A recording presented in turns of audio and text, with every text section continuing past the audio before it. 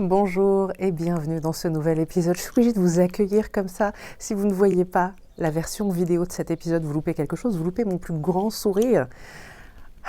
On est en février. Il fait pas chaud, mais le soleil tape. Et ça fait tellement de bien au moral que du coup, j'enregistre cet épisode dehors. Je prends des risques. À tout moment, le soleil peut passer derrière les arbres et je vais me les peler et devoir rentrer. Bref, c'est pas du tout l'objet de cet épisode. Aujourd'hui, j'avais envie de vous parler. Pas juste de vous parler, j'avais envie d'anéantir avec vous aujourd'hui une idée reçue dont j'ai été moi-même victime pendant tellement longtemps. C'est l'idée reçue selon laquelle pour être magnétique, pour développer une présence magnétique, pour être attractif dans sa vie personnelle comme dans sa vie professionnelle, quand on veut trouver des clients ou plutôt attirer à soi des clients sur Internet, il faudrait être extraverti, il faudrait être expansif, il faudrait vraiment se faire remarquer, être là vraiment visiblement, pleinement. C'est faux. Si c'est ce que tu as en tête, sache-le, c'est faux. Et on va parler en détail de pourquoi, on va parler en détail aujourd'hui de ce qui fait que quelqu'un a du charisme, ce qui fait que quelqu'un a une présence magnétique dans la vraie vie, sur Internet, que ce soit dans sa vie personnelle ou bien dans l'objectif d'attirer à soi sa clientèle idéale. Avant d'aller plus loin, si tu tombes sur cet épisode complètement par hasard, je me présente rapidement, je suis Joanne Tatam, une mystique pragmatique, mais pas que. Je suis coach, mentor, auteur, coach en empowerment féminin. J'accompagne des femmes créatives, des entrepreneurs spirituels, des artistes engagés. Je les aide à oser se rendre visibles en étant pleinement elles-mêmes et à développer et cultiver une présence magnétique, particulièrement en ligne, mais le travail qu'on fait en ligne, ça fonctionne aussi dans la vraie vie. Et puis, je suis consultante en communication digitale et personal branding pour entrepreneurs solo et artistes.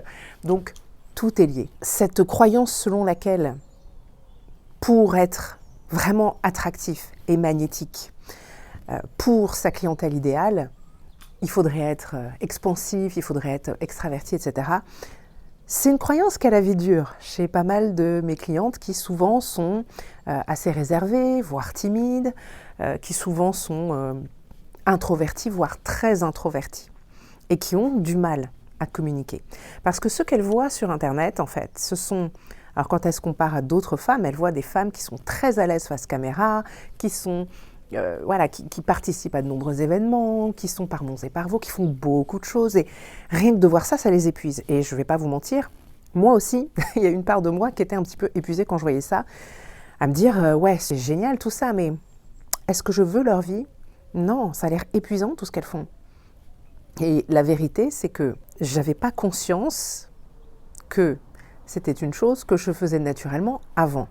Car oui, je suis une introvertie, je suis une ancienne grande timide, plutôt de nature réservée d'ailleurs dans ma vie personnelle, quand je rencontre des gens pour la première fois. Sauf rares exceptions où vous n'allez pas me voir parler à tout le monde et aller me mélanger avec tout le monde. Je ne suis pas du tout comme ça, je suis plutôt dans mon coin, j'aime pas le small talk, donc ça rend les choses plus compliquées. Les introvertis, on se sait, vous connaissez bien le problème. Parler juste pour parler, c'est pas ma came. Donc voilà, naturellement, plutôt sur la réserve, naturellement, plutôt dans l'écoute et l'observation que dans le hey, je prends la place et on n'entend que moi, quoi. Ça dépend évidemment des situations, mais globalement, même si aujourd'hui je ne me décrirais pas comme quelqu'un de timide, je suis plutôt réservée, du moins avant de me sentir suffisamment à l'aise, et je suis complètement introvertie, même si j'apprécie de passer du temps aussi avec des gens, ça me fait du bien, ça me fait plaisir. Quand ce sont les bonnes personnes, on s'entend.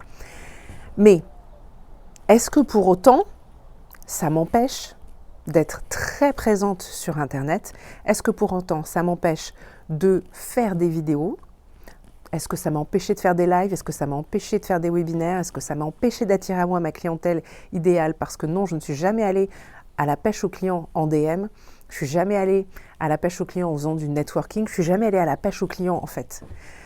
En revanche, ce que j'ai découvert assez rapidement, c'est que quand on est introverti, avoir une présence en ligne active, communiquer sur Internet, ou plus précisément, partager sur Internet.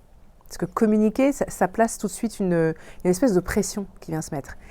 Oui, bon, on communique au quotidien dès qu'on s'exprime, hein, finalement. Mais quand je change les mots dans ma tête et que je me dis, bon, c'est pas l'histoire, je fais de la communication, stratégie, tout ça, mais simplement je partage. Je partage mes réflexions, je partage mes découvertes, je partage qui je suis. Là, c'est différent dans ma tête et c'est facile pour moi parce que je fais quelque chose qui me plaît, je le fais d'une façon qui me plaît, c'est-à-dire pas dans une salle avec des inconnus en train de faire du networking. Donc, ça marche pour moi. Très rapidement, j'ai réalisé qu'avoir une présence en ligne et communiquer en ligne, c'était du pain béni pour les introvertis. Parce qu'on n'a plus à aller faire du networking, à aller parler, faire du small talk avec des gens. On a juste à partager ce qui nous tient à cœur, ce que l'on sait, ce qu'on a à cœur de partager, qui on est, ce qui nous anime, ce qui nous passionne. On a juste à faire ça, tout seul dans notre coin, dans le confort de notre maison. Franchement, si c'est pas merveilleux, il y a 100 ans, on aurait été un peu embêtés. Je dis 100 ans au hasard, j'ai pas réfléchi. Mais avant Internet, en tout cas, on aurait été très très embêtés pour faire du business. Là, c'est beaucoup plus facile. Au-delà de ça, parce qu'évidemment, il y a un tas de façons. J'accompagne des personnes aussi, pour certaines, qui ne communiquent pas sur Internet. Hein. Donc, je vois aussi les différentes possibilités et je vois pour quel type de profil telle ou telle technique fonctionne. Et ici, on parle spécifiquement de communiquer sur Internet, en particulier quand on est introverti. Je vous le répète, c'est du pain béni. Quand on n'a pas l'habitude d'être présent en ligne, activement pour son activité et de communiquer pour son activité, et qu'on regarde les autres, on voit des personnes qui sont particulièrement à l'aise, qui sont plutôt expansives. Et on se dit qu'elles sont comme ça aussi dans la vraie vie.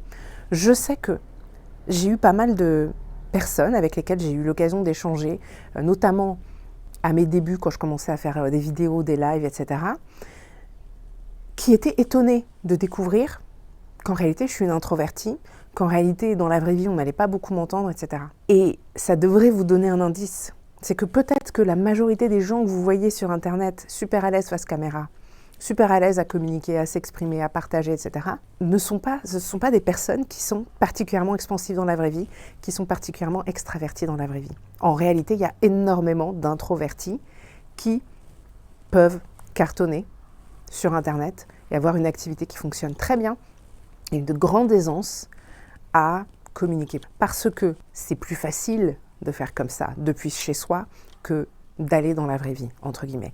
Mais aussi parce que ça nous donne l'opportunité d'être pleinement nous-mêmes, en fait. On est pleinement nous-mêmes, on peut recommencer plusieurs fois s'il le faut, et à mes débuts, je recommençais plusieurs fois mes vidéos. Aujourd'hui, je fais un petit peu de montage, donc s'il y a des cafouillages, parfois je laisse, parfois j'enlève, c'est pas un problème. Mais souvent, on a tendance à se dire, donc, je vois ces personnes qui sont à l'aise face caméra, je me dis qu'elles sont forcément expansives, extraverties dans la vraie vie. Et elles sont à l'aise avec l'idée de prendre beaucoup de place et se faire remarquer.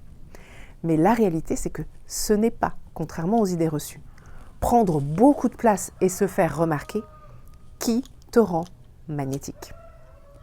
C'est pas ça qui va te rendre magnétique, c'est pas ça qui constitue le charisme en fait.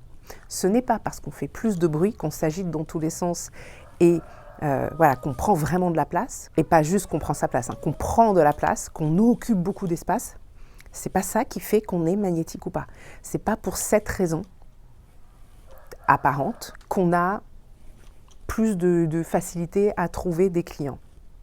Ça, c'est une illusion vue de l'extérieur, parce que probablement que, oui, toi, tu penses à ces personnes qui font beaucoup de bruit, qu'on entend beaucoup, etc., parce que tu les entends beaucoup, elles font beaucoup de bruit, elles prennent beaucoup de place, certes, mais ce ne sont pas les seules dont l'activité fonctionne.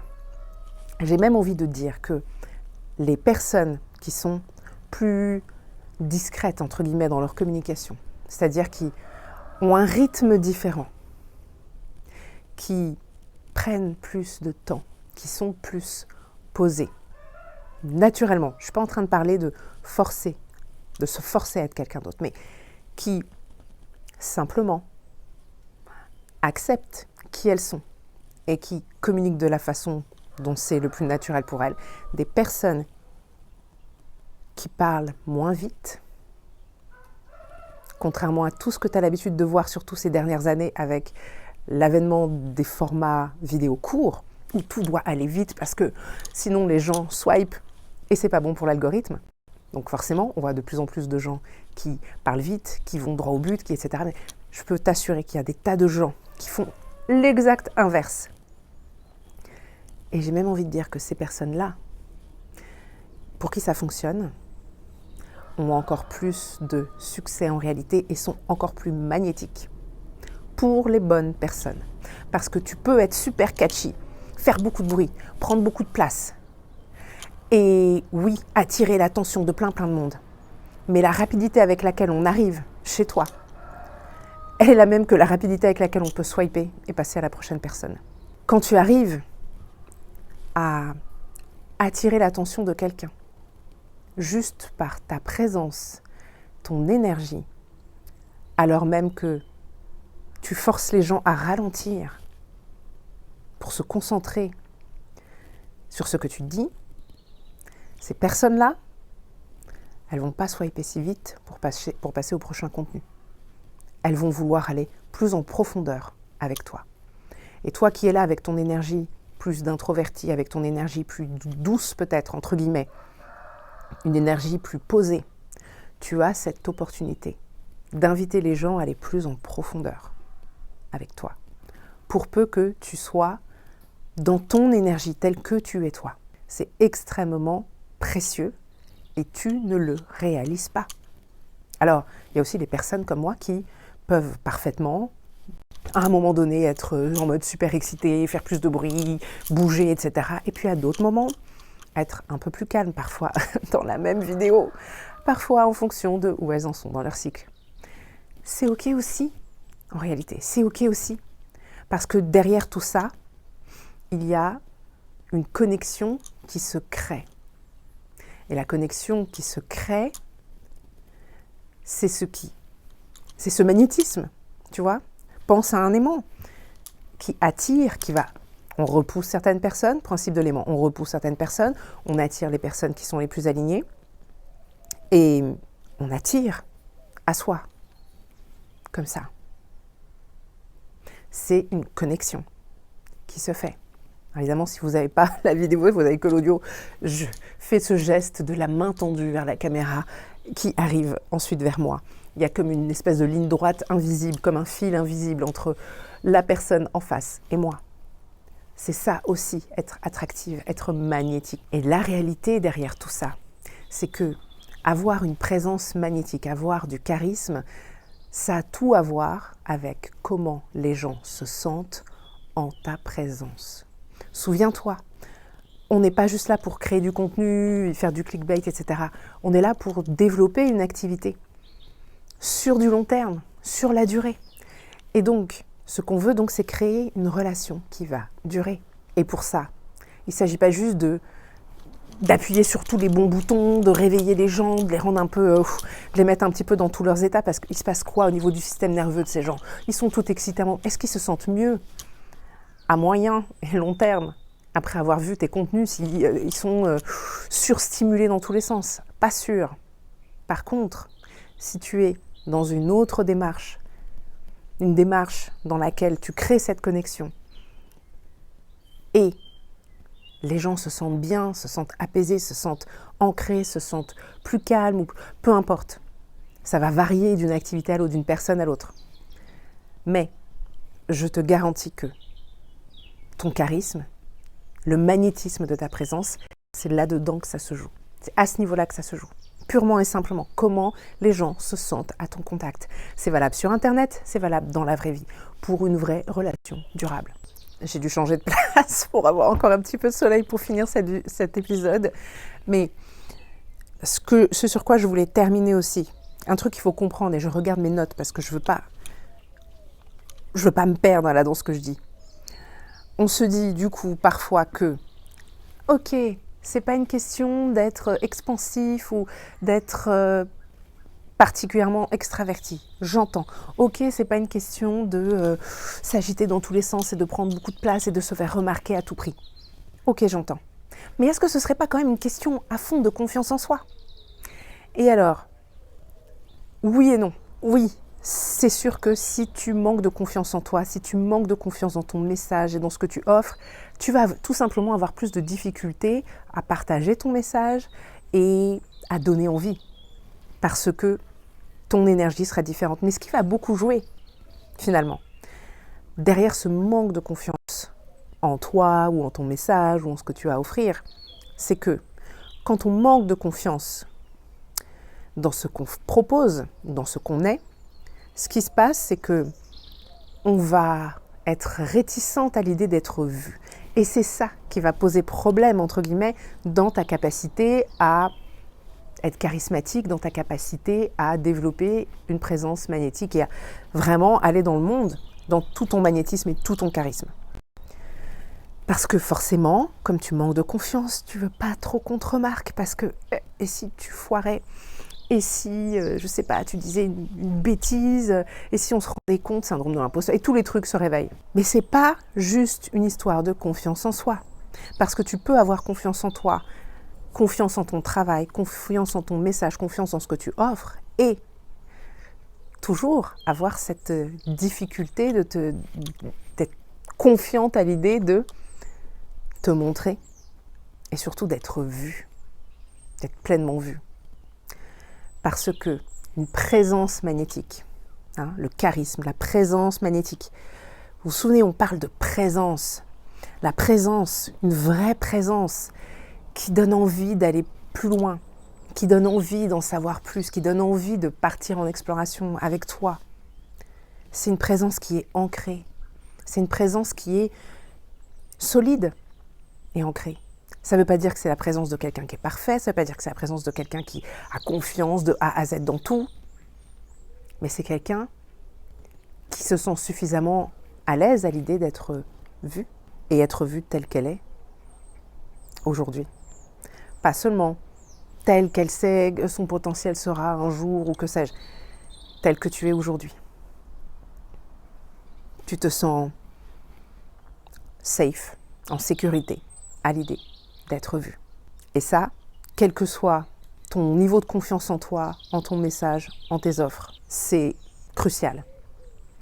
Tu peux avoir confiance en toi et pas te sentir en sécurité à l'idée d'être vu, d'être regardé pour tout ce que tu es. Défaut, qualité, la totale. Je dis ça sans jugement, parce que je suis passée par la même chose. Des défauts, j'en ai des tas. Aujourd'hui, honnêtement, je m'en fiche un peu. C'est pas que je les vois plus, mais c'est pratiquement ça, en fait. C'est que je sais que je suis imparfaite, et je l'ai accepté. Parce que je sais que j'ai pas besoin d'être parfaite pour aider les autres. J'ai pas besoin d'être parfaite. Donc c'est OK. Et il m'a fallu du temps pour accepter mes imperfections, pour accepter mes travers, mes zones d'ombre, etc. Mais ça pourrait peut-être faire l'objet d'un autre épisode. Donc non, tu n'as absolument pas besoin d'être extravertie, d'être expansive, de prendre beaucoup de place, de t'agiter dans tous les sens, de parler très très vite ou parler très très fort. Tu n'as pas besoin de tout ça. Tu as besoin d'être confortable et en sécurité à l'idée d'être vue telle que tu es.